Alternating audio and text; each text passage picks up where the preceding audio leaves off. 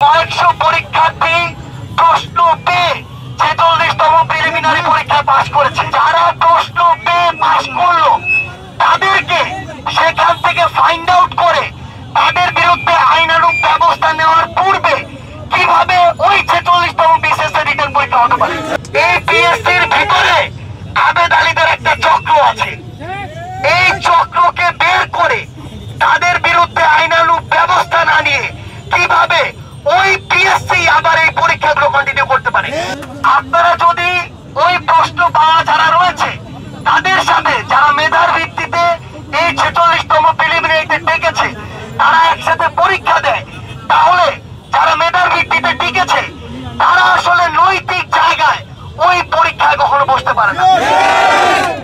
আমরা আমাদের জায়গা থেকে স্পষ্ট করে একটা জিনিস বলে রাখি, এই যে পিএসসি, এই পিএসসিতে আবেদ আলীর কাণ্ড আমরা দেখেছি। হাসিনা যেমন একাই স্বৈরাচারী হাসিনা হতে পারে না, আবেদ আলীরা কখনো একাই আবেদ আলী হতে পারে না। এই পিএসসির ভিতরে আবেদ আলীদের একটা চক্র আছে।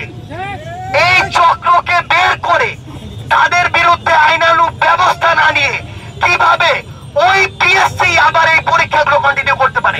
শিয়া বাটার ও ভিটামিন ই সমৃদ্ধ lily glam beauty soap. Lily, always beautiful.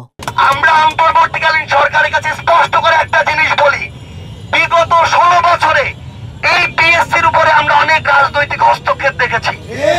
আমরা দেখেছি কিভাবে ২০০ মার্কসের ভাইভাকে রাজনৈতিক সুপারিশের মানদণ্ড করে তার আগে ভাইভার আগে পলিটিক্যাল লিস্ট পাঠানো হতো। এই জায়গাগুলোতে সংস্কারের পূর্বে এই পিএসসি যখন আগের মতো ওই আবেদ আলী গণকে নিয়ে কাজ করবে তখন পিএসসির যে স্বচ্ছতা সেটি অবশ্যই প্রশ্নবিদ্ধ হবে। আমরা অন্তর্বর্তীকালীন সরকারকে আমাদের জায়গা থেকে স্পষ্ট করে একটা কথা বলি, এই যে সহযোদ্ধারা যাদের সাথে আমরা আজকে বসে রয়েছি তারা শুধুমাত্র পিএসসির সংস্কার চাওয়া সহযোদ্ধা নয়, তারা এই অভ্যুত্থানের সহযোদ্ধা। আমরা একসাথে লড়াই করে ফ্যাসিস্ট হাসিনার পতন ঘটিয়েছি এবং আপনারা আজকে অন্তর্বর্তীকালীন সরকারের বিভিন্ন দায়িত্বে।